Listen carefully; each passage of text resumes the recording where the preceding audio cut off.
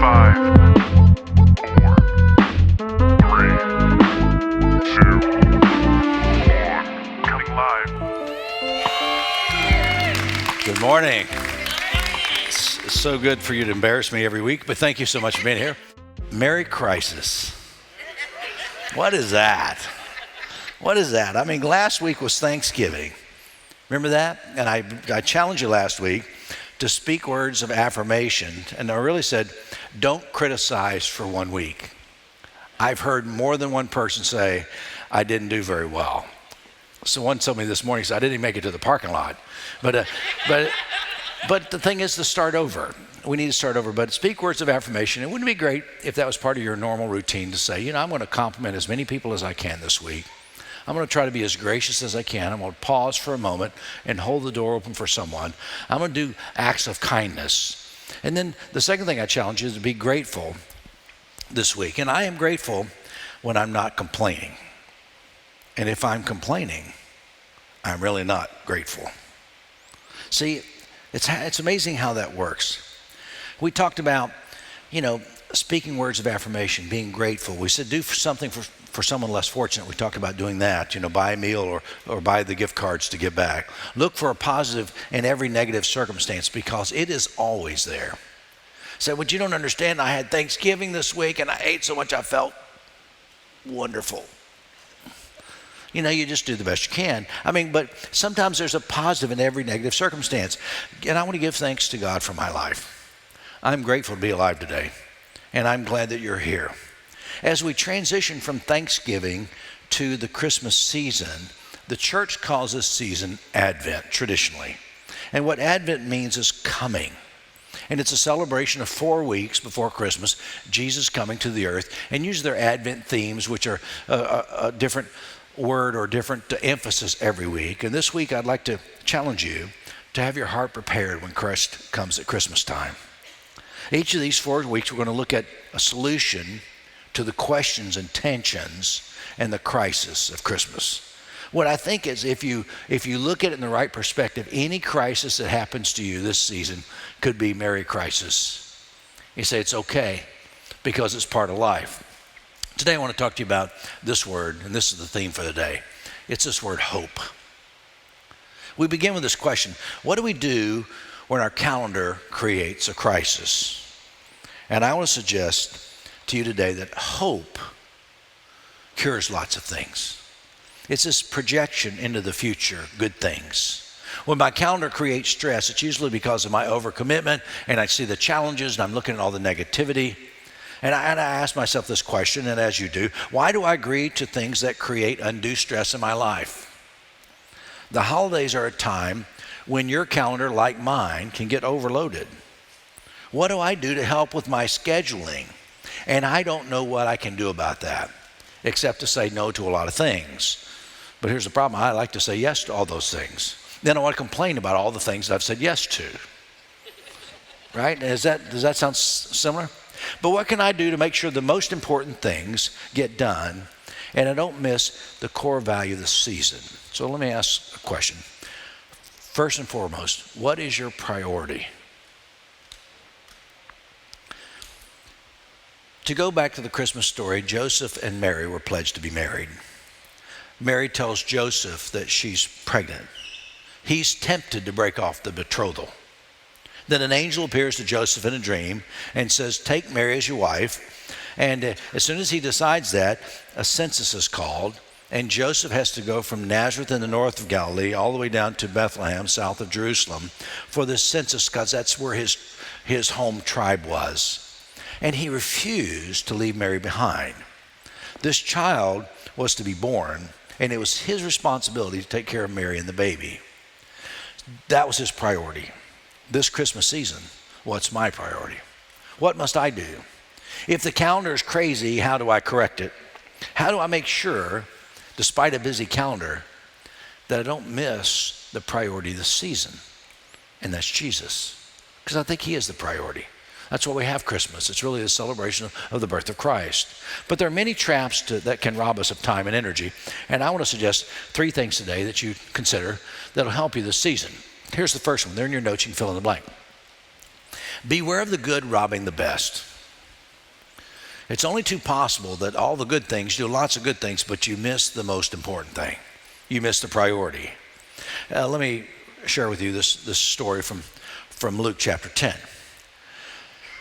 As Jesus and his disciples were on their way, he came to a village where a woman named Martha opened her home to him. She had a sister called Mary who sat at the Lord's feet listening to what he said. But Martha was distracted by all the preparations that had to be made. She came to him and asked, "Lord, don't you care that my sister has made me put up all the Christmas decorations all by myself? Lord, don't you care that I've done all the cooking, I've done all the baking, I've got the whole Christmas dinner prepared, and she's not lifted one finger to help me?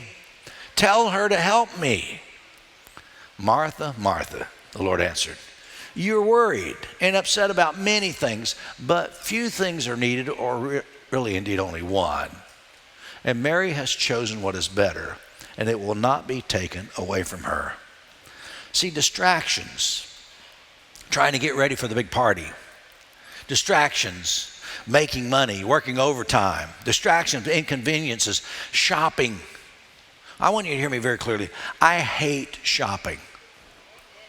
In 1998, I had a migraine in the mall in Tallahassee before I started Suncoast. It was so severe that my eyes were completely bloodshot, just one of those sick headaches that it just made you so sick.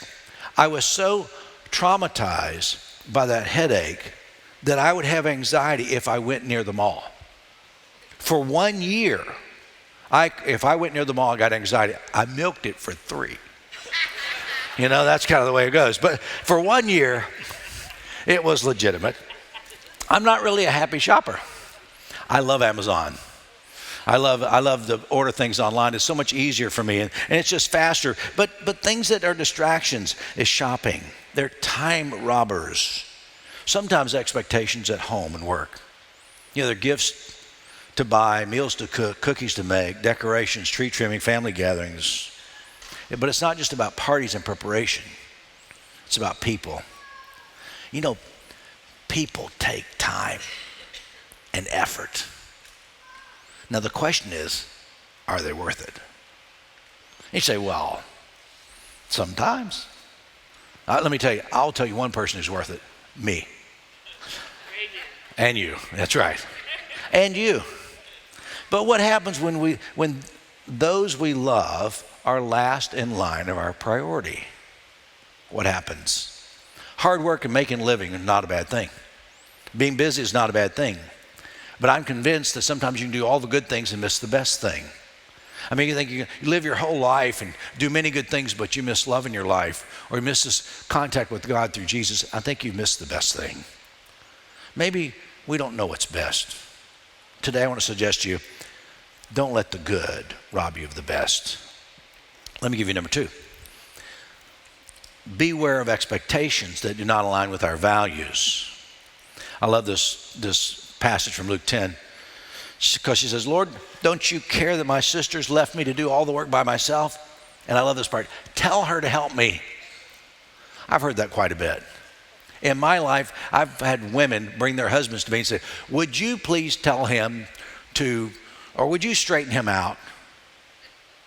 And I go, "No, that's impossible. If you can't straighten him out, I don't have a chance of straightening him out." But they think that somehow I'm going to speak these words and men are all of a sudden going to be straightened out. I have this huge men's group on Thursday morning, and if you're looking for a great fun men's group at 6:30 on Thursday, we invite you to join. If you attended that group for a while, you realize I don't straighten anyone out. As a matter of fact, I'm the object of a lot of fun, banter, humiliation. And you know why I get that? Because I give it. And what goes around comes around. So I'm probably not going to be able to straighten your husband out. If anything, I'm going to make him worse. It's kind of what I really want to come around to say.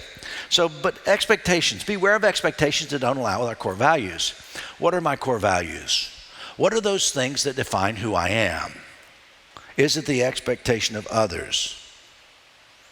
That should not determine who you are. I want you to know that the expectation role in life is so high for so many different professions.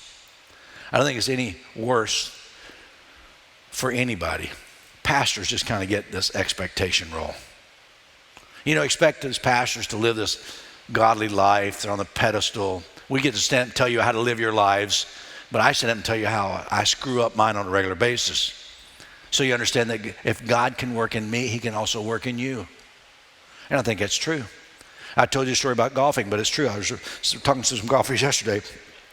He's one of the guys saying, you know, you get to the 8th hole, you played golf with 2 people you don't know, one you do, and about the 8th hole, they've been swearing, hitting the ball out of bounds. I mean, they're swearing profusely. And finally they get to the 9th hole, they say, oh, what do you do for a living? I said, I'm a pastor.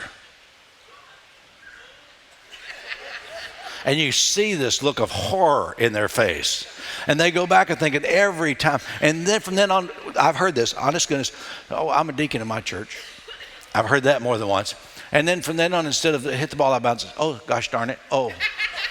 And before that, it was sailor talk. I mean, it was the worst language possible.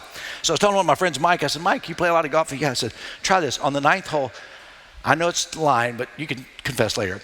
Tell them you're a pastor and see what they do. It changes the whole thing. It changes the whole game. So sometimes expectations of others, we expect people to live in this glass house. We expect them to super exceed our values. But I want you to hear me very clearly. I am a human being just like you are, but it's the love of Jesus that motivates my life. My number one priority is to try to live my life in a way that reflects him. And if I suggest anything to you is let that be your priority. Try to have Christ-like attitudes and dispositions. Just take a deep breath once in a while and realize that there is hope for you in the future if you realign your values with him. Hope is looking to the future with trust and confidence. Hope is kind of the opposite of fear because it believes better things are ahead. See, Jesus is the source of information, and I study him and I study his teaching, and I try to follow the best I can. And sometimes I really am on spot point, and sometimes I go, what? I missed that completely. But if you want an honest pastor, good luck finding one. I mean, if you want a transparent pastor, you've come to the right place. I'll tell you who I am. But at Suncoast, we teach 3 things, 3 values. First value that we think is important as a community, we're a hospital, not a courtroom. We accept people just as they are. We try to help them improve. We try to help them discover what the best possible version of them is. We want people to understand they have value before God just as you are. We're a hospital, not a courtroom. Second thing we try to do is encourage people to take personal responsibility for their life. And you hear me talk about this a lot because I'm really big on this. I think that when I blame my wife for my poor behavior, or I blame traffic for my poor behavior, I blame anything for my behavior, I have not taken responsibility for who I am. I make choices. I met my wife 44 years ago. I married her. It's my fault. Right? And it is also my delight because she understands who I am and she loves me anyway. She's the most godlike figure that I know in my life because she loves me despite who I am. But it's important that I take responsibility. It's not her fault. It's not God's fault. A lot of times when I get myself in trouble, it's my own fault. If people drive crazy around me, it's not my fault. If I drive crazy around them, it is my fault. How I respond to them is my fault. Take responsibility for your life, and when you do, you can allow Christ to help your life become better. I accept my life, I own it. My choices determine my perspective, and I want to be the best I can be. The third thought, everyone brings something to the table. I'm on the third value. The third value is everyone brings something to the table. In our community, we understand everybody has something to offer to help someone else. And everyone should participate in the community in some fashion. Maybe it should be volunteering. If you love to work with children, we have wonderful babies that you can deal with, and 2-year-olds and 3-year-olds and all the way up to middle school and high school. If you want to work with kids, we have a space for you to volunteer. If you say, well, that's not my deal. I want to just greet people at the front door or hand out worship folders. We have a space for you. If you want to work in the coffee bar, that's great. I met a couple years ago who came to Suncoast. They said, we really are not social people. We don't like to be around people a lot. He said, we're really not good at that at all. What we're good at is making money. We'd like to give you some money. And I said, no,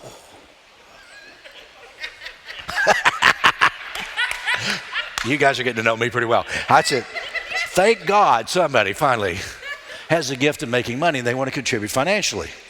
But here's the thing, and I tease them about it, they're good friends about it, but thank you for being faithful with what you're good at, giving up.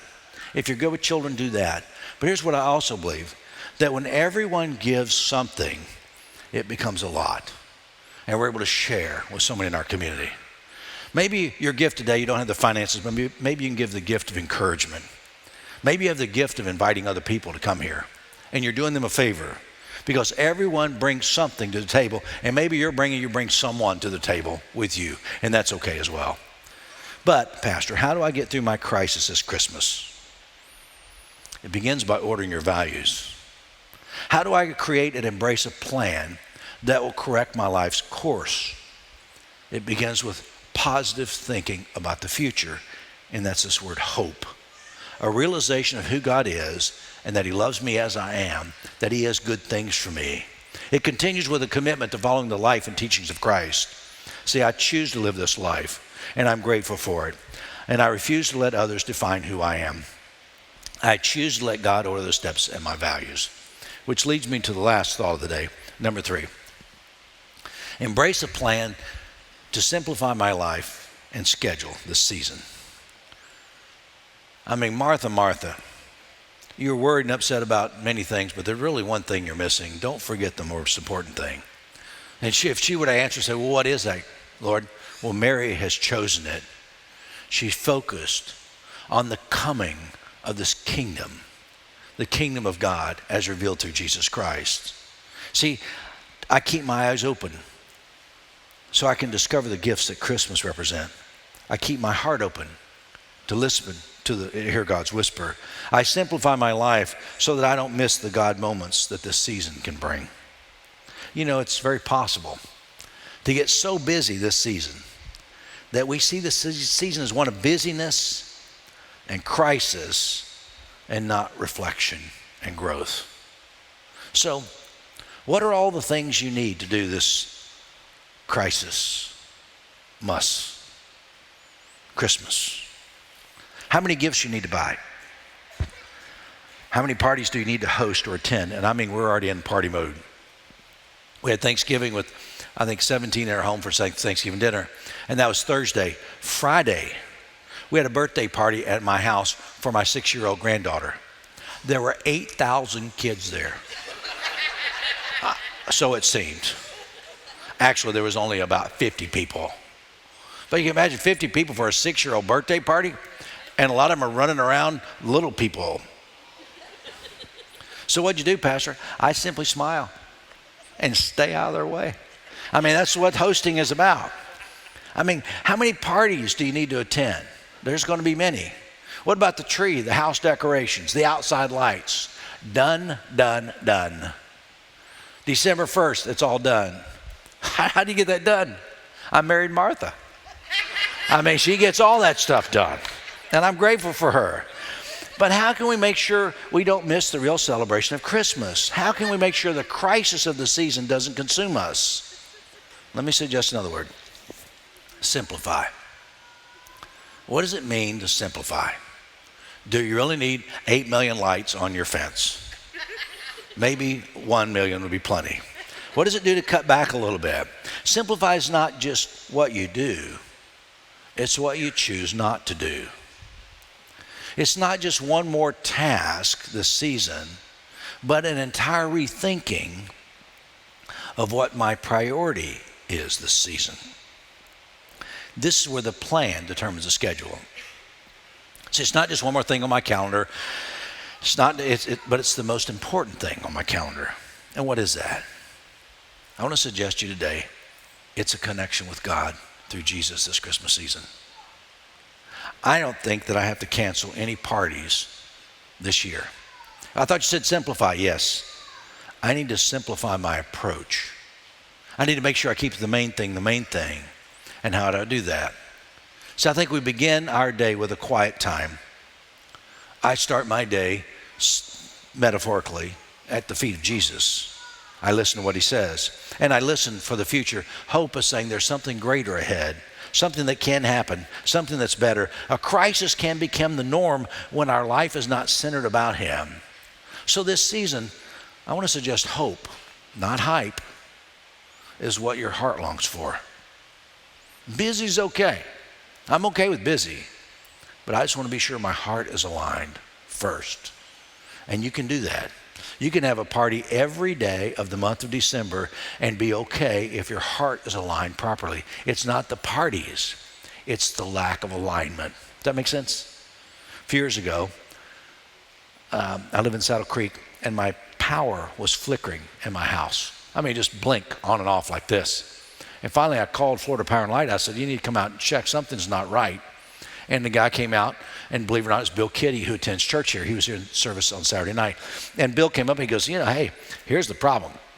Outside your house where the meter is, and most of us know where that is, he pulled that out, and there's this can, they call it a meter can, that holds the meter. The lines that were coming in there had melted. He said what happens is, unless these are really tight, there's friction that happens, and this starts to spark and arc. Unless it's a really tight fixture, it builds heat and resistance. He said, you got to get an electrician out here to fix this, and then we'll come back and we'll do our part. So I called another friend of mine who attended here, Bill Beecham, who had Beecham Brothers Electric. He came out, and they said, oh yeah, we got this. And they pulled the meter, they disconnected everything, and they had FP&L there, and they put a new meter can in, fixed all the wiring, and all of a sudden the lights in my house now stay on continually. No one knows how to turn them off. Different story. But they're not flickering. No more loose connection. This Christmas, if we're not careful, you can go to these parties and your lights will be flickering because you lost the realignment and the source. I think my hope for you, and you're so connected this Christmas season to the Spirit of Christ, that every party you go to, your heart's in line, and it's okay. Folks, I'm on a lot of parties this year, and it's okay. Why? Because I've already spent time with him. My heart's already aligned, and I've had this conversation with me, and that conversation helps me become the better version of who I am. Make sense? So I want to take a few moments and suggest to you that you focus on your life. If we're going to not allow the good to eliminate the best, we have to take a few moments and think about what is the best. What is the best for you today? Reflect. Here's my challenge this week to you. Take a few moments and reflect about what's the most important thing in your life. If you do that, you'll minimize chaos and crisis with moments of perspective. We can discover the meaning of Christmas. When we look inward, we can hope. We affirm who we follow. His name is Jesus, and that's what Christmas is about. Can I pray for you? Father, thank you for your goodness and grace today. Thank you for the Spirit of Christ that's here. This Christmas season, forgive us if we get so bent out of shape about another party, and we get so busy, and we get so frustrated, we get so tired, and we allow all the good things around us to rob us from the best. Father, my prayer for my community, my family, is that the best thing we could do is reconnect with you through your Son, Jesus. Let his heart be ours, let his love be ours, and may all the parties be good, but an overflow from the best. We pray this in his name. Amen. Would you stand, please? I'm going to tell you a story in closing, and as I do, remind you a couple things. First of all, if you want to pray, there's someone up front who'd be delighted to pray with you. Secondly, if you want to have communion today, it's up front at the end of the service on this side. But my closing story is this. Last Sunday, Becky and I decided to take our grandchildren and our daughter Stacy to Universal Studios. Now, Colin is 13, Peyton is 10, Brady's 8. Becky's not going to tell you her age. Now, we go to the theme park. We went to Universal Studios. And if you want to experience chaos or crisis, go to the theme park the week that school's out. My wife says to me, and she said this to others, if you don't like crowds, and you don't like lines, and you don't like waiting, then don't go. Most of the time, I don't go. Why? Because people in lines waiting, because confusion creates frustration. But I know I need to do this for my grandkids. So before I went, I had this moment of deep spiritual talk with myself.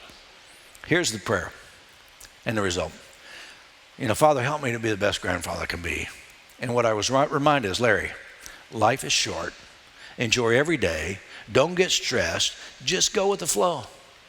You're going to spend a day with your grandkids. It doesn't matter whether you're in one line or riding 6 rides or 1 ride for the day. So on Monday, we get up and we go to the park. And Stacy has this rule. She will not wait in any line longer than 100 minutes. And I love her for that. But I don't care. I'm here for the day. I'm not leading. I'm following. And so we get in this new ride. It's Hagrid. It's a Harry Potter thing, Hagrid's motorcycle thing, brand new. So it's 250-minute wait. Stacy said, we're not going to do that. As we walk by, they opened the gate and said, the line is just reopened. And she goes, it's open. We can get first in line. We go in line. We waited 3 hours. It gets worse. We get to the front where we're going to get on the car, and they shut down the ride for mechanical failures for the rest of the day. So 3 hours, you didn't get to ride the ride. You know what I am? I'm like, hey, I'm with my grandkids. We're having fun. No big deal. I talked to the guy, said, hey, we're going to come back. He said, well, because you're so nice. And he said, I want to shake your hand. He hands me 5 passes to get to the front of the ride next time. So I want to let you know that's secret. So was I angry? Nope. Was I irritated, antsy, frustrated? Nope. Was I happy? Probably not. Might be pushing it. But I had resolved early in the morning that the most important thing in the day is going to be spending time with my grandkids and enjoying my family. This Christmas season, when the tension builds, remember this advice: life is short. Enjoy every day. Don't get stressed. Go with the flow. Enjoy your family, especially your children and grandchildren. Any crisis can be a merry crisis because Christ works best in times of crisis. How do I know that? Because I've experienced it. He loves you today. So do I. God bless. Thanks for coming.